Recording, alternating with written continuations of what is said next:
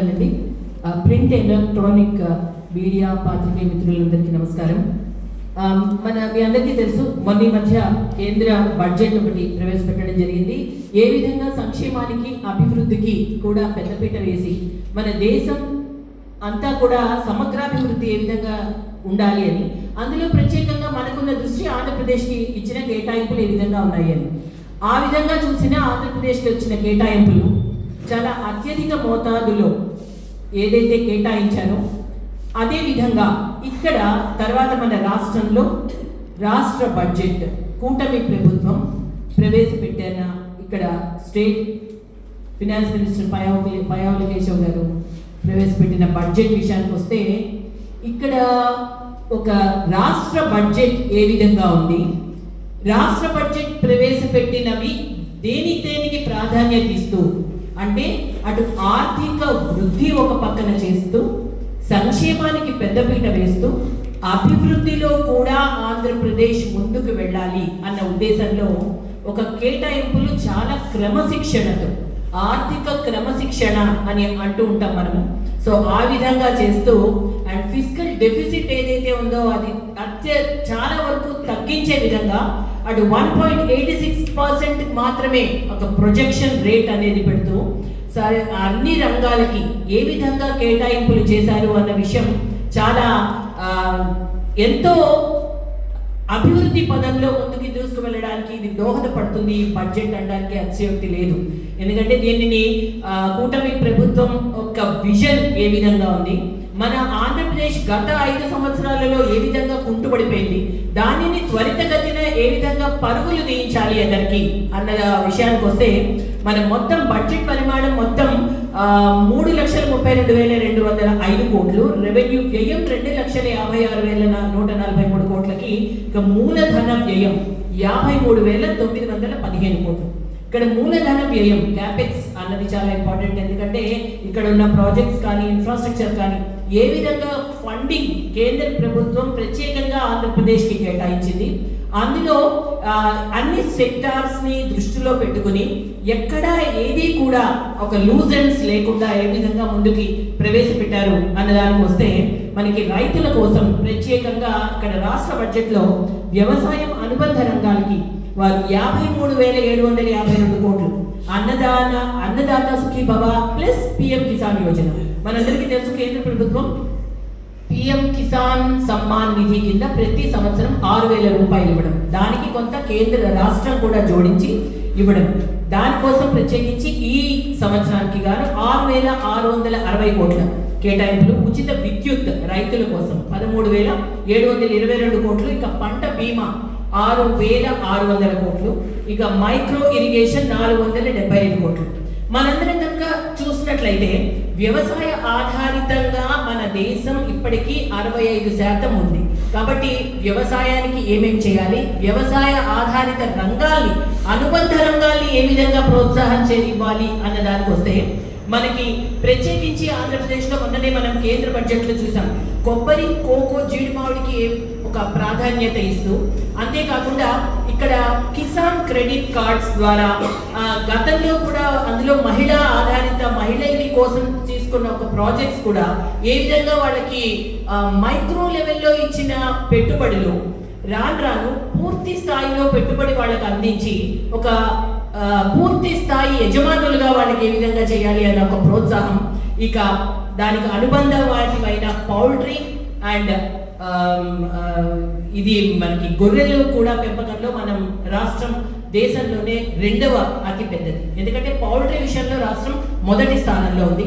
So ఈ రెండింటికి కూడా ప్రాధాన్యత ఇస్తూ కొంచెం ఊతమిచ్చినట్లయితే ఆంధ్రప్రదేశ్ మన దేశంలోనే అగ్రగామిగా ఉంటుంది అనడానికి మన వ్యవసాయ బడ్జెట్లో కూడా దీనికి ప్రత్యేకమైన కేటాయింపులు ఆంధ్రప్రదేశ్లో చేయడం జరిగింది.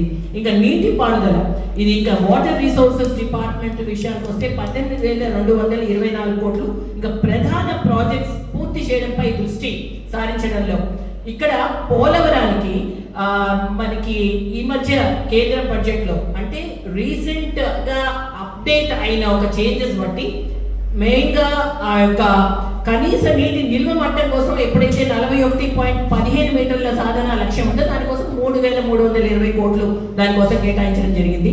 ఇక పారిశ్రామిక అభివృద్ధికి రేర్ ఎర్త్ కారిడార్స్ అని అంటే 6 సెగ్మెంట్స్ పైన ఏదైతే కేంద్రం ప్రతిపాదించిందో ఆ విధంగా రాష్ట్రంలో ఈ రేర్ ఎర్త్ కారిడార్ సహజమైన ఖనిజ ఉత్పత్తి మనకి ఆంధ్రప్రదేశ్లో ప్రత్యేకంగా ఉంది అని దానిపైన దృష్టి సారిస్తూ ఒకటి దానికి ప్రత్యేకమైన మద్దతు కూడా తెలియజేయడం జరిగింది. మైనింగ్, ప్రాసెసింగ్ అండ్ పరిశోధన తయారీకి కూడా ప్రోత్సాహం ఇవ్వడం జరిగింది. ఇంకా మహిళల కుటుంబాల కోసం రాష్ట్ర బడ్జెట్లో మీ అందరికీ తెలుసు ఈ మధ్య ఉచిత బస్సు ప్రయాణం ఎంత సౌకర్యవంతంగా మహిళల కోసం అంటే మహిళల కోసం ప్రత్యేకంగా ఏర్పాట్లు చేయడం, మహిళల కంఫర్ట్, మహిళల యొక్క రక్షణ, మహిళల యొక్క భద్రత ఏ విధంగా రాష్ట్రంలో కూటమి ప్రభుత్వం చూపిస్తోంది అనే దానికి ఉదాహరణ ఈ యొక్క బడ్జెట్ అనిపిస్తుంది. ఇంకా తల్లికి వందనం పథకం కోసం 9,668 కోట్లు కేటాయించడం జరిగింది. ఇంకా పెన్షన్స్, ఎన్టీఆర్ భరోసా అని 27,700 కోట్లు. సో ఈ విధంగా చూసినట్లయితే మహిళల విషయానికి వస్తే మనకు తెలుసు లక్పతి దీదీలు మన రాష్ట్రంలోనే 15 లక్షల మంది లక్పతి దీదీలు తయారయ్యారు. అంటే ఒక మహిళ 1 లక్ష రూపాయలు సంపాదించుకునే విధంగా ఏ విధంగా తయారవుతుంది, దానికి ఏదైనా ఒకటి ప్రారంభించాలి అంటే దానికి మూలధనం కావాలి. అటువంటి ఒక మూలధనాన్ని వడ్డీ లేని రుణాలుగా ఏ విధంగా కేంద్ర ప్రభుత్వం అందిస్తోంది, దానిని పూర్తిగా చేయూతను అందిస్తున్న కేంద్ర సహకారాన్ని రాష్ట్రంలో ఉన్న కూటమి ప్రభుత్వం ఏ విధంగా అందిపుచ్చుకుంటోంది అనడానికి కూడా ఒక పెద్ద ఉదాహరణ. ప్రతి జిల్లాలోనూ లేడీస్కి హాస్టల్ ఉండాలి అన్నది అదొక రక్షణ. మనం ఈ రోజు కనుక చూసినట్లయితే రాష్ట్రంలో వైద్య ఆరోగ్య శాఖ నుంచి డ్రోన్స్ అండి, ఏదైతే డ్రోన్ టెక్నాలజీ కేంద్రం ఒక అతి పెద్ద వ్యవస్థగా ఈ మధ్య మనం డిజిటల్ ఎకానమీ టెక్నాలజీని ఏ విధంగా వ్యవసాయంలో మనం ఉపయోగించుకోవాలి అన్న విధానంలో ఇప్పుడు 2,091 డ్రోన్స్ని ఉపయోగించి ఒక అంటే కొంత గిరిజన ప్రాంతాలకి చాలా మందికి అక్కడి నుంచి కొంత వైద్య సదుపాయం అందడానికి ఆలస్యం అవుతూ ఉంటుంది. అలాంటి దానికోసం 100 కిలోమీటర్స్ రేడియస్ లో 5 కిలోల బరువున్న మెడిసిన్స్ ని డ్రోన్ ద్వారా పంపించడం వల్ల ఫస్ట్ ఎయిడ్ అందుతోంది. ప్రాణహాని లేకుండా వారు హాస్పిటల్కి వెళ్ళేలోగా ముందుగా వాళ్ళకి ఒక ఫస్ట్ ఎయిడ్ అండ్ మినిమం వాళ్ళ ఆరోగ్యం మెరుగుపడి హాస్పిటల్కి వెళ్ళడానికి దోహదపడుతోంది. దీనికి మన రాష్ట్ర వైద్య ఆరోగ్య శాఖ మంత్రులు సత్యకుమార్ యాదవ్ గారు తీసుకున్న ఇటువంటి ఒక నిర్ణయం మనం ఏ విధంగా రాష్ట్రంలో కూటమి ప్రభుత్వం వైద్యానికి ఆరోగ్యానికి పెద్దపీట వేస్తోంది అన్నది మనకి ఇక్కడ క్లియర్గా కనిపిస్తుంది. అదే కాకుండా ప్రధాని నరేంద్ర మోదీ గారు, ఇక్కడున్న రాష్ట్రంలో ముఖ్యమంత్రి చంద్రబాబు నాయుడు గారు, డిప్యూటీ ముఖ్యమంత్రి పవన్ కళ్యాణ్ గారు, అలాగే ఇక్కడున్న భారతీయ జనతా పార్టీ రాష్ట్ర అధ్యక్షుడు మాధవ్ గారు కూడా వీరు ఒక సమిష్టి కృషితో ఇక్కడ ఏ విధంగా ఇటువంటి ఒక రాష్ట్ర బడ్జెట్ అత్యంత మెరుగైన బడ్జెట్గా ఈసారి వారు ప్రవేశపెట్టడం చాలా ఆమోదయోగ్యం అండ్ ఆనందదాయకంగా ఉందని ప్రజలందరూ కూడా హర్షిస్తూ ఉన్నారు. ఇక్కడ మనకి ఇటువంటి ఒక బడ్జెట్ విషయాల్లో రైతు, మహిళ, యువత, విద్యార్థి ప్రతి వర్గాన్ని ఎక్కడా కూడా అన్ని విషయాల్ని దృష్టిలో పెట్టుకుని బడ్జెట్ ఒక డబుల్ ఇంజన్ సర్కార్ లాగా ముందుకు దూసుకువెళ్తోంది. ఏదైతే హామీ ఇచ్చారో మనం డబుల్ ఇంజన్ సర్కార్, కేంద్రంలోనూ కూడా ఎన్డీఏ ప్రభుత్వం ఉంది, రాష్ట్రంలో కూడా ఎన్డీఏ ప్రభుత్వం వచ్చినప్పుడు ఏ విధంగా రాష్ట్రంలో అభివృద్ధి పరుగులు పెడుతుంది, ఎటు దిశగా మనకి రాష్ట్రంలో ఆర్థిక లోటు తగ్గి ఆర్థిక వృద్ధి ఏ విధంగా ఏర్పాటవుతుంది. మనం గత నుంచి కూడా చెప్తున్నాం, ఇక్కడ ఆల్రెడీ గత ప్రభుత్వంలో కొన్ని లక్షల కోట్లు ఒక అప్పుగా మిగిల్చి వెళ్ళిన తర్వాత ఏ శాఖ చూసినా అనారోగ్య శాఖలాగా ఉండిపోవడం, దానిని ఏ విధంగా మనం గాడిన పెట్టాలి, ఏ విధంగా మనం ముందుకు తీసుకువెళ్ళాలి అన్న ఒక ఆలోచనలో ఇప్పుడున్న ఈ బడ్జెట్ని మెల్లిమెల్లిగా ఒక ఆర్థిక క్రమశిక్షణతో స్టెప్ బై స్టెప్ అటు ఎప్పుడైతే కేంద్రంలో ఎంఎస్ఎంఈలో కూడా 10,000 కోట్లు గ్రోత్ ఫండింగ్ కి ఎప్పుడైతే ఇచ్చారో, అదే కాకుండా కంటైనర్ మ్యానుఫ్యాక్చరింగ్ కి కూడా ఒక 10,000 కోట్లు ఎప్పుడైతే ఒక ఫండ్, ఇదే కాకుండా ఏపీ వెల్త్ ఫండ్ మన రాష్ట్రంలో కూడా ఈ బడ్జెట్ లో కేటాయించడం జరిగింది. సో ఏపీ వెల్త్ ఒక కార్పస్ ఫండ్, దేనికైనా సరే ఒక అత్యవసర అవసరం కోసం దేనికైనా ఒక పెట్టుబడి కోసం ఇటువంటి ఒక ఫండింగ్ సహాయ సహకారాలతో, ఇంతేకాదు మహిళలకి షీ గ్రూప్ కమ్యూనిటీలో వాళ్ళకు కూడా ఒక పెట్టుబడి జరిగే విధానంగా ఏ విధంగా మనం చర్యలు తీసుకోవాలి అన్నది ఒక వయబిలిటీ గ్యాప్ ఫండింగ్ ఏదైతే కేంద్ర బడ్జెట్ లో మనకి ప్రవేశపెట్టామో, సో అటువంటి ఒక వయబిలిటీ దేనికైనా సరే ఒకటి మనం పెట్టుబడి పెట్టాలి అంటే ఎక్కువ ఆలోచన లేకుండా అటు బ్యాంకులు కూడా చాలా సులువుగా ఈ ప్రాసెస్ రుణం సదుపాయం చేసే ప్రాసెస్ ని పూర్తి చేసుకుని ఏ విధంగా వీళ్ళందరికీ ఇస్తారు అన్నది కూడా మనం గమనిస్తే ఇటువంటి ఒక చక్కని బడ్జెట్. ఇదే కాకుండా అమరావతి అభివృద్ధి ఏ విధంగా వేగవంతం చేయడానికి ప్రభుత్వం కట్టుబడి ఉంది అని చెప్పి ఈ బడ్జెట్ లో వాళ్ళు చెప్పడము, వాళ్ళు అటువంటి ఒక కట్టుబడి ఉన్నాము, టెక్నాలజీని మేము అందిపుచ్చుకుంటాము, ఇమ్మీడియట్ రీసోర్సెస్ ఆంధ్రప్రదేశ్లో మేము తీసుకొస్తాము అన్న మాట విధానంగా ఈ రోజే మనందరికీ తెలుసు దిగ్గజం, ఒక టెక్నాలజీ దిగ్గజం బిల్ గేట్స్ వచ్చి ఇవాళ అమరావతిలో మనం పర్యటించడం చూస్తూ ఉన్నాం. సో ఇక్కడ గ్లోబల్ గా ఎవరెవరు ఏ విధమైన టెక్నాలజీస్ ఉన్నాయో అటు ఇన్ఫ్రాస్ట్రక్చర్ కానీ ఇటు మనం మరొకటి చూస్తే ఆశ్చర్యం వేస్తుంది. ఏంటి అంటే లోతట్టు సముద్ర జలాల ఉత్పత్తిని ఒక విదేశీ పోర్ట్స్ లో సుంకాల్ని కూడా మినహాయింపు చేయడం, ఇదొక్కటి కాదు. మనం విశాఖకి మధ్యగా మనకి కేంద్ర బడ్జెట్ లో ఒకటి క్లియర్ గా 1,35,000 crores of capex for Google data centre, అంటే ఒక గూగుల్ క్లౌడ్ సర్వీసెస్ ఎప్పుడైతే ఇక్కడికి వస్తుంది అనుకున్నారో చాలా మంది అనుకున్నారు ఒక ప్రపోజల్ స్థాయిలో ఉంటుందా, ఇది ఏమైనా ఇంప్లిమెంట్ అవుతుందా అని. కానీ ఆ ఇంప్లిమెంటేషన్ కి చేయూతనిస్తూ ఎప్పుడైతే ఈ క్లౌడ్ సర్వీసెస్ కి 2047 వరకు ట్యాక్స్ హాలిడేని కేంద్ర బడ్జెట్ లో ప్రకటించారు, it's a very big leap అండి. అది చాలా ఆమోదయోగ్యంగా ఉంది. దానివల్ల ఎప్పుడైతే ట్యాక్స్ హాలిడే ఇచ్చారు వెంటనే ఇక్కడ డేటా సెంటర్స్ అన్ని కూడా ఏర్పాటు అవబోతున్నాయి. విశాఖపట్నం అభివృద్ధిలో పరుగులు తీస్తుంది. ఇంకా ఇదే కాదు, మనకి మధ్య తెలుసు మనకి భోగాపురంలో ఎయిర్పోర్ట్ కూడా త్వరితగతిన అది ప్రారంభోత్సవానికి నోచుకుంది. ఇంకా రైల్స్ మనకి మొన్న బడ్జెట్ లో హై స్పీడ్ రైల్స్ ఏదైతే ఉన్నాయో అది కూడా మనకి ఆంధ్రప్రదేశ్ లో ప్రధాన కారిడార్ కి కూడా ఏర్పాటవబోతోంది. ఇదే కాకుండా మనకి railway projects, roads projects already మనకి ఆంధ్రప్రదేశ్ లో 1,00,000 కోట్ల వరకు ఇక్కడ జరుగుతున్న ప్రాజెక్ట్స్ విలువ జరుగుతున్నాయి. కాబట్టి ఒక పరస్పర సహకారంతో ఇక్కడ రాష్ట్రంలో ఒక బడ్జెట్ ఏర్పాటు చేసి ఏమైనా కొంచెం లోటుగా ఉన్నా ఏదైనా ఎందులో పెట్టుబడికి ఏదైనా కొంచెం తక్కువైనా సరే వెంటనే రాష్ట్రం కేంద్ర సహకారాన్ని వెంటనే అందిపుచ్చుకుని కేంద్రం కూడా ఆంధ్రప్రదేశ్కి అదే ప్రత్యేక దృష్టి సారిస్తూ ఏ విధంగా అయితే ముందుకు వెళ్తుందో ఇటువంటి ఒక బడ్జెట్ మనకి ఆమోదయోగ్యంగా ఉంది.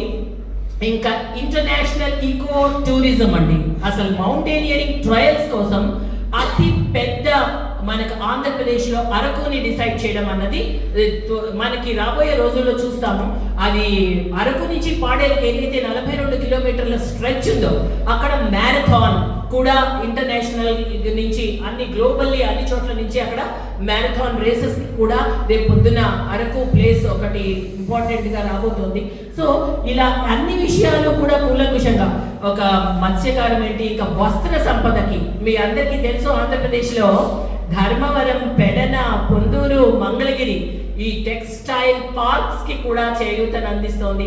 సో అదే విధంగా మనకి ఈ యొక్క రంగంలో కూడా మహిళలకి అటు ఉద్యోగ కల్పన ఇటు ఒక ఆధారం కూడా లభిస్తూ వారు స్వయం ప్రాతిపదికన వారు ఇక్కడ ఉండడం జరుగుతుంది. గతంలో మనం చూసాం ఫిస్కల్ డెఫిసిట్ ని ఒక కరోనా టైంలో ఒక్కసారిగా 9% దాటిపోయింది. కానీ ఎక్కడా కూడా ఆగకుండా మనకేమి రీసోర్సెస్ లేదు, ఇన్కమ్ లేదు, కానీ అప్పుడు ఒక ఆదుకోవాలి దేశ ప్రజల్ని అని చెప్పి 20 లక్షల కోట్ల ఆత్మ నిర్భర్ ప్యాకేజ్ కింద ఎప్పుడైతే అనౌన్స్ చేసి ఆదుకుని మెల్లిమెల్లిగా ఒక ఆర్థిక క్రమశిక్షణతో ఈ రోజు ఒక ప్రొజెక్టెడ్ ఫిస్కల్ డెఫిసిట్ ఏదైతే ఉందో ఒక లోటు 4.3% ఎప్పుడైతే ప్రొజెక్షన్ ఉందో, సో ఈ జీడిపి 7% దాటి మనకి ఈ వెళ్తున్న రేస్ చూస్తే కనుక ఎప్పుడైతే 7.5, 7.6 జీడిపి రేట్లో మనం ఇదే విధంగా కనుక ముందుకు వెళ్తే ఇప్పటికే మనం 6 ఆర్థికంగా ప్రపంచంలో 4వ స్థానంలో ఉన్నాం. 3వ స్థానానికి కూడా రావడానికి ఎంతో సమయం పట్టదు. ఏదైతే అనుకున్నామో 5 ట్రిలియన్ ఎకానమీ అని చెప్పి మన రాష్ట్రంలో ఎప్పుడూ ప్రవేశపెట్టినట్టుగా చాలా అత్యుత్తమంగా అత్యధికంగా కూడా ఈసారి 3,32,205 కోట్ల ఒక బడ్జెట్ ఏదైతే ప్రవేశపెట్టారో అది చాలా కూడా హర్షణీయం. పెట్టుబడులకి ఇంకా ప్రాంతీయ అభివృద్ధికి విశాఖ ఎకనామిక్ రీజియన్ అభివృద్ధి కోసం ఈ రాష్ట్ర బడ్జెట్లో కేటాయించింది 28,000 కోట్లు. రాయలసీమ అభివృద్ధికి పెట్టుబడులు 30,000 కోట్లు. అలాగే మెడికల్ అండ్ హెల్త్ కి 19,306 కోట్లు. స్కిల్ డెవలప్మెంట్ డిపార్ట్మెంట్ కి 1,232 కోట్లు. ఇంకా స్కూల్ ఎడ్యుకేషన్, బీసీ వెల్ఫేర్, విద్యార్థి స్కాలర్షిప్స్ కోసం 23,650 కోట్లు. ఎడ్యుకేషన్ కి మళ్ళీ విడిగా 32,000 కోట్లు అండి. సో మొత్తం మూలధన వ్యయం 53,915 కోట్లు. అంటే గతంలో 39,000 కోట్లు, అది ఇప్పుడు 59,000 కోట్లకు పెరిగింది. దగ్గర 16% పెరిగింది. సో మనకి ఇది అభివృద్ధి సంక్షేమాన్ని సమతుల్యం చేస్తున్న బడ్జెట్ గా మేము అందరం అభివర్ణిస్తున్నాము. రైతు, మహిళలు, యువతలు, అలాగే విద్యార్థి, ప్రతి వర్గాన్ని, ఏ వర్గాన్ని కూడా విడిచిపెట్టకుండా అన్ని వర్గాలకి ఒక అంత్యోదయ ఏదైతే ఉందో అట్టడుగున వర్గాలకి కూడా అభివృద్ధి ఫలాలు అందాలి అని తీసుకున్న ఈ బడ్జెట్ అటు ప్రతి ప్రాంతం ఆంధ్రప్రదేశ్లో సమతుల్యమైన అభివృద్ధి చెందేలాగా, అటు ఉత్తరాంధ్ర డేటా సెంటర్స్, ఇటు రాయలసీమ, ఇటు అమరావతి అభివృద్ధి, ఇంకా మత్స్య ఎగుమతి ప్రోత్సాహాలు సుంకం లేనివి, అదే విదేశీ పోర్ట్ ప్రత్యేక యాక్సెస్, ఇంకా హై స్పీడ్ రైల్స్, ఇంకా ఒకటి కాదు ప్రతి విషయం పైన పూర్తి దృష్టి సారిస్తూ ఇంత చక్కని బడ్జెట్ ప్రవేశపెట్టిన రాష్ట్ర ప్రభుత్వానికి, కూటమి ప్రభుత్వానికి ప్రజలందరూ హర్షం వ్యక్తం చేస్తున్నారు. సో ఇటువంటి ఒక బడ్జెట్ రావడం వల్ల రాబోయే రోజుల్లో మనకి చాలా అద్భుతమైన అభివృద్ధి, సంక్షేమము, ఆర్థిక వృద్ధి కూడా జరుగుతుంది అని ఆశిస్తూ ఇంత చక్కని బడ్జెట్ ప్రవేశపెట్టిన మన రాష్ట్ర ఆర్థిక శాఖ మంత్రులు పయ్యావుల కేశవ్ గారికి మేము ధన్యవాదాలు తెలియజేస్తున్నాం. అలాగే రాష్ట్ర ముఖ్యమంత్రి నారా చంద్రబాబు నాయుడు గారికి, డిప్యూటీ సీఎం పవన్ కళ్యాణ్ గారికి, అలాగే మన దేశ ప్రధాని గౌరవనీయులైన నరేంద్ర మోదీ గారికి కూడా ఈ ఎన్డీఏ ప్రభుత్వానికి మేము ధన్యవాదాలు తెలియజేస్తూ